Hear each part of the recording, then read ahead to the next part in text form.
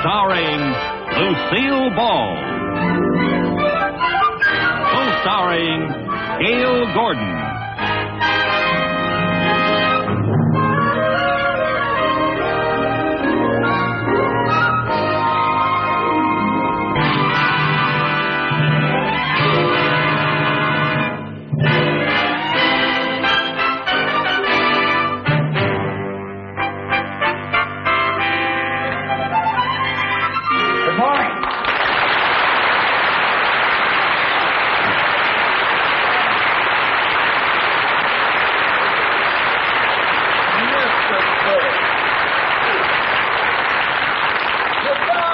Mr. Burns. Now then, what can I do for you? I stopped by to pick up my dividend statement. Ah, yes. Well, my secretary has your file. She'll be right back. Fine. Do you smoke cigars, Mr. Mooney? Yes, I do, yes. May I have one?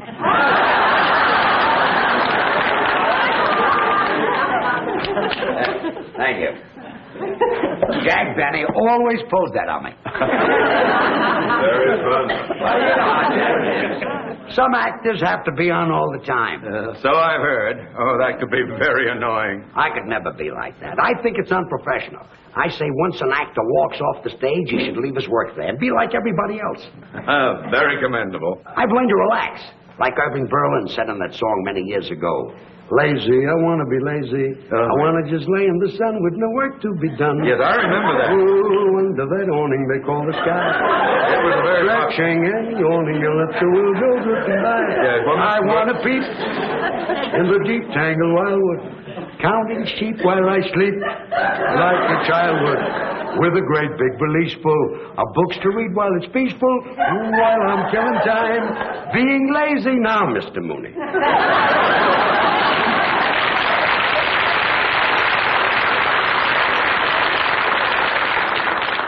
Maybe I can find your file, Mr. Burns. It should be here under the B's. All right, Martin, Miller, Munson, Murphy.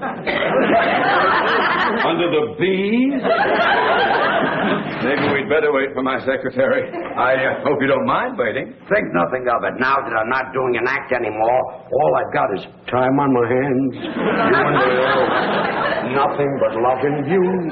And if I fall, once and for all, I'll see my dreams come true.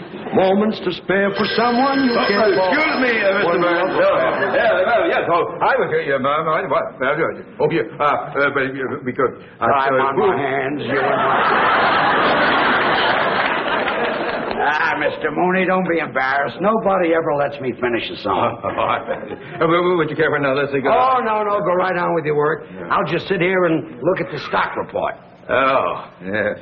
I envy you, Mr. Burns. How's that? Well, being able to retire in the prime of your life, just sit back and to collect dividends. Well, that might be true about some people, but not about me. Huh? It kills me not to be doing an act. Well, why did you stop working? Well, I've always liked to work with women. I had a great act going with Carol Channing, and then she left me. She went into Hello, Dolly, and then I did an act with Dorothy Provine, and then she went into television, and Connie Stevens went into pictures. Well, why don't you find some other girl to work with you?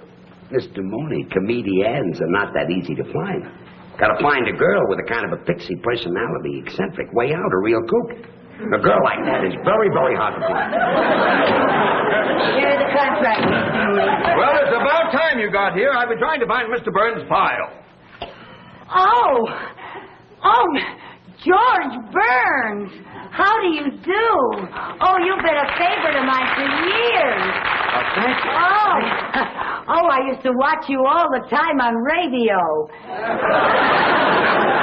You watch me on radio? I mean, I used to listen to you on television. Listen to me on television? Yeah, that was the year my picture tube went out. You should have gone back to watching me on radio. Oh, you say the funniest thing. Mrs. Carmichael! I've been trying to find Mr. Burns' file. It is not under the B's. Oh, I must have put it under the X's. Why would you put the B file under the X's? Well, that poor little file never has anything in it. Here. Well, where is it? Well, no, I don't know. Wait a minute. I bet I know what I did. You see, Mr. Burns, I always have trouble remembering names, so I took a course in word association. Now, Burns reminds me of fire. So you filed it under the F. No, fire reminds me of stove. So you put my file under the S's. No, stove reminds me of pot roast. It's your turn. You filed it under the P's? No, pot roast reminds me of noodles. Mrs. Carmichael, you're making me angry. Making me hungry. And noodles reminds me of my mother. It's your turn. Noodles remind you of your mother? Yeah, she made the best noodles, and I bet that's where I put your file. Under noodles. No, under gravy. Mrs. Carmichael, I don't know what I'm going to do with you. I know what I'm going to do with her. Start a whole new career. Mrs. Carmichael. Yes, sir. Have you ever thought about going on the stage? Oh, all my life. How would you like to do an act with me? Oh, Mr. Burns, you can't be serious. I know it. That's why I want to get back on the stage. Oh. What do you say? Oh, well, that's very nice of you, Mr. Burns, but I couldn't do that. I couldn't quit my job here. Why not? Because it wouldn't be fair to you, Mr. Mooney. You need me. Good help is hard to find. Well, I'd be delighted to start looking. Well, Mrs. Carmichael, this is a great opportunity for you to make a lot of money. Yes, I know it does sound like a wonderful opportunity. Yeah. Oh, and you know, today, my horoscope said that my whole future was going to take a turn for the better. So did mine. How much would I make? Well, it's unprofessional for an artist to discuss money. Oh. That's usually handled by your agent or someone who handles your financial matters. Oh, well, Mr. Mooney usually handles all my financial things. Yes, and I'd be delighted to represent you in this matter. Would you? Yes, indeed. For the customary 20%. 10% is customary. Oh, 10. Oh, yeah. Well, you see, I'm new to show business. You two talk it over, and when you decide on what you want, you can get together with my agent. Fine. Here's my address. Be at my apartment tonight, and we can start rehearsing. Your apartment? Nice and quiet there, and nobody will bother us. Well, I hardly know you, Mr. Burns, and going to your apartment, you in show business and all. Mrs. Carmichael, you don't have to worry about a man like Mr. Burns. She does, too.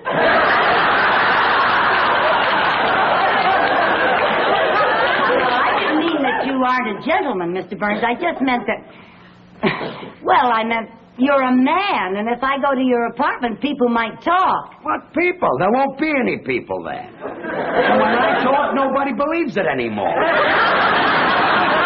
night. Okay, Bye, Mr. Mrs. Burns. Carmichael. Well, thank you. Goodbye, Mr. Mooney.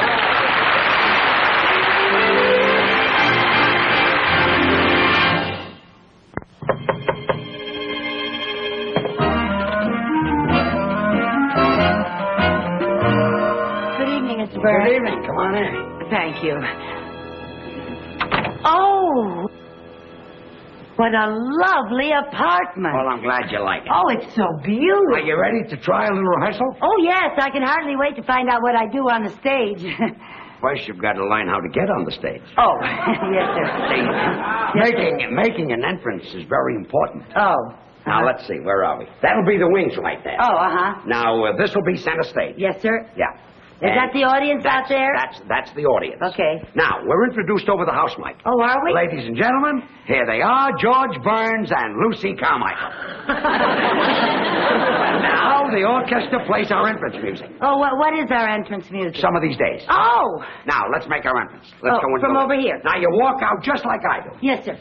Okay. Yes, sir. Now, here they are, ladies and gentlemen, George Burns and Lucy Carmichael. Now, there's music, and I'm walking out, and I'm bowing, and I get to the center of the stage, and when I get to the center of the stage... I'm sorry, Mr. honey, you walked out too fast. Oh, well, I guess I've waited so long to go on stage that I was kind of in a hurry. You belong over here. Oh, over here? Over there. Oh. That's it. Now, we'll start. Yes. Well, Lucy, say hello. Hello. Now, to the audience. Oh. Hello. Don't look down at the audience. The people in the back can't see you. Oh. Hello. Now, I'll tell you a little trick. Especially when you're new and you might be self-conscious. You look out at the audience, but you don't see them. You sort of look past them. Oh. Well, now, will Lucy say hello? Hello. Very good. Oh, thank you. Do that again. Hello. What's that? What is that business? Oh, a little curtsy. Yeah, I saw Ginger Rogers do that on the Late Late Show last night. Yeah, I saw her on the show. She's my favorite. My very favorite. But she's very good. Yeah, Fred Astaire was in the picture, too. It was a wonderful picture. You know, at the beginning of it, Fred was an ambitious young dancer playing in a show in Muncie, Indiana. Muncie. You ever been in Muncie? I was closed there. Oh. Well, Ginger Rogers is one of the chorus girls in the picture, and Fred's up there dancing away, you know, and Ginger's in back of him kicking with the girls, you know, and she accidentally kicks Fred. And the people laugh, and Fred is very embarrassed, you know. And then the girls go off stage, and Ginger starts for her dressing room, and Fred comes off stage, grabs her, and starts bawling her out. And that poor little thing is on the verge of tears. She's hurt? Not her, him. Oh, him. It hurt where she kicked him. And he tells her she's nothing but a clumsy clown with 2 left feet. And he calls her a no-talent nitwit. And then she calls him a swell-headed nincompoop. Yeah, and that's when they realize that they really love each other. It always... So, later that night, he goes over to her apartment to apologize for bawling her out, you know. And he knocks on the door. He knocks on the door. If that's Fred Astaire, I'm giving up cigars. Come in. Oh, good evening. Nice to see you. Hope you don't mind my dropping by. Now, I suppose you came by to transact a deal. Yes, I did, and to see how my client is getting along. Well, we've been rehearsing a little bit. Yeah, Mr. Burns is teaching me how to say hello. Hello? Oh, my, that's very good. She'll be worth a lot of money, this girl. Well, I don't discuss money. You'll have to talk to my agent. Hello? Yeah, no more. Hello? Save it until after we've made a deal. Oh. By the way, Mr. Mooney, Yes? I hope you don't think I'm taking advantage of you. How's that? Well, show business is new to you, and you'll be dealing with a man who's had a lot of experience in theatrical deals. Well, what's the difference? Money is money. And after all, a man with my vast banking and financial experience, it may be that your agent will be the one who is at a disadvantage. Oh, no. My agent is very good at money matters. Oh? Excuse me. Yes. Hello? Mr. Burns, your agent's calling. Good. Put him on. Hello, George. This is Jack.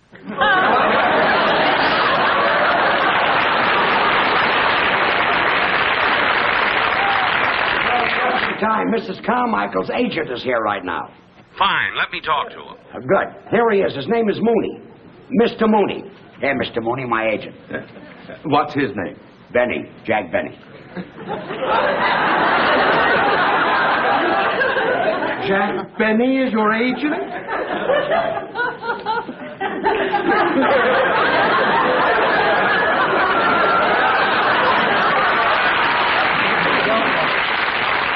We'll be fair to you. We will not. I'll handle this. You just get us booked someplace. I got you a break-in date for tomorrow night at a club in Santa Monica. We open tomorrow night at a club in Santa Monica. Oh, that's wonderful. Great. The bookers from Vegas will be in to see you, so I hope the act's good. Don't worry, she'll be fine. I mean you.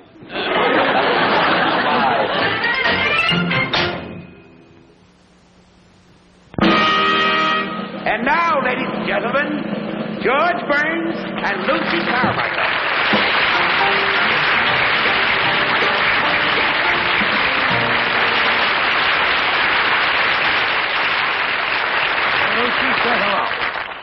Hello. Well, now that you're on the stage, what are you going to do? Oh, well, when I was in the beauty parlor this afternoon, I heard a wonderful joke. Would you like to hear it? It had everybody dying laughing. We'd all like to hear it. Oh, well, this one man looked up and said to the other man, "Don't ask me, I just got here myself."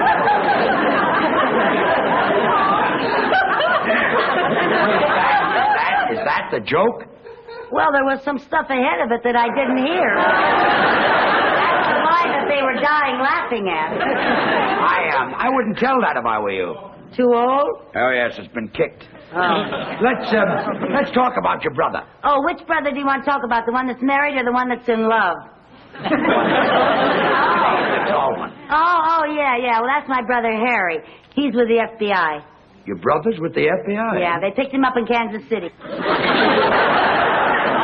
So the FBI picked him up. Well, they had to. He couldn't pick himself up. Loaded again. Yeah. Poor Harry. Hasn't your family ever tried to do something about his drinking? Well, we sent him to a psychiatrist, and the psychiatrist worked and worked to get to the bottom of Harry's drinking. And finally, he found out Harry's problem. What was it? Harry likes to drink.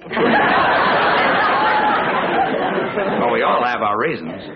I think Harry drinks to forget. Forget what? That he's a kleptomaniac. He's a kleptomaniac. Harry was always going into stores and taking things, so you know what my mother did? What? Well, she took some adhesive, and she taped his hand shut all but this one finger. Taped his hand shut all but that. Why? Well, so he could play marbles with my other brother. You can't play marbles with one finger. Well, Mother did that to even up the game. You see, Harry didn't have all of his fingers, and my other brother didn't have all of his marbles.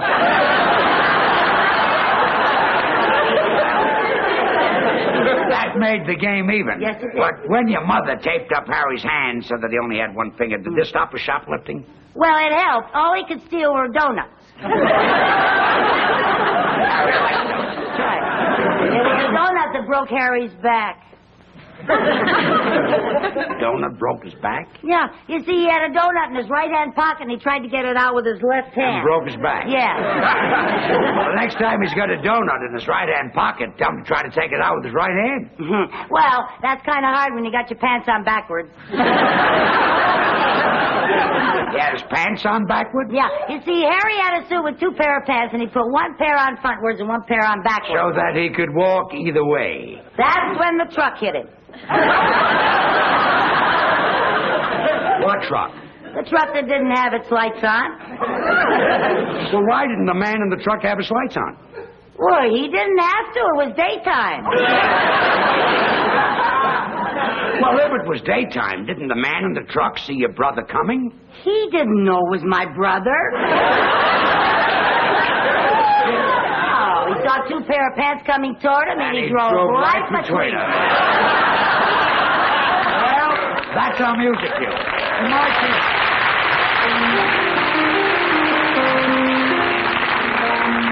Two sweethearts in a country town, the neighbors say, lived happily the whole day long. Until one day told he must go away, she wondered then what could go wrong.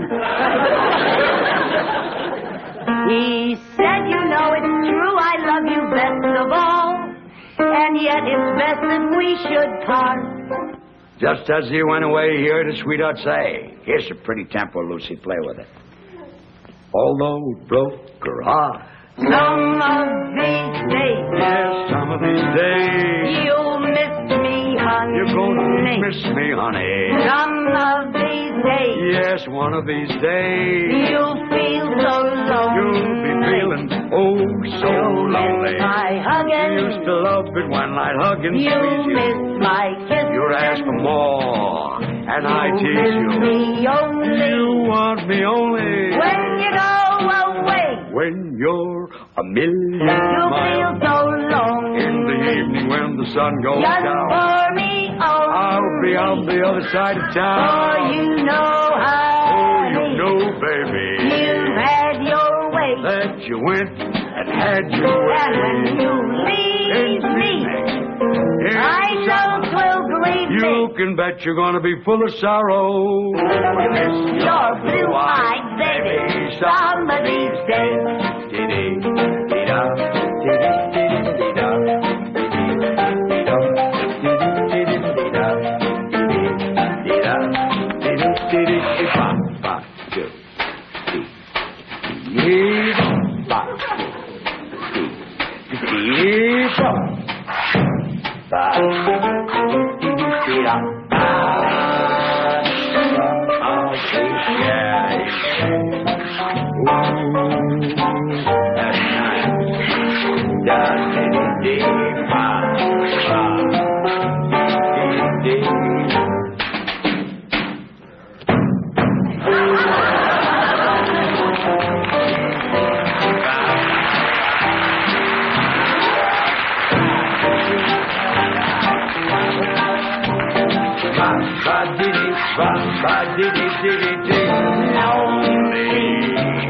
Just for me only.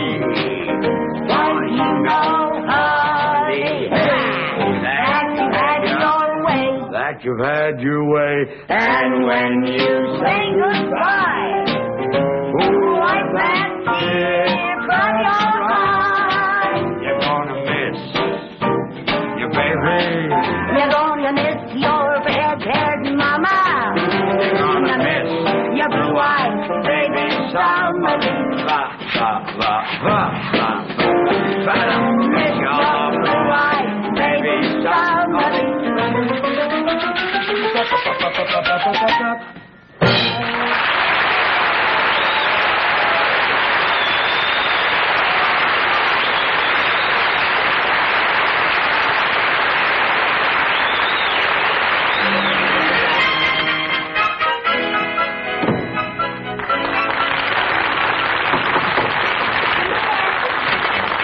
Lucy, you were just great. Thank you. Everybody out front is telling.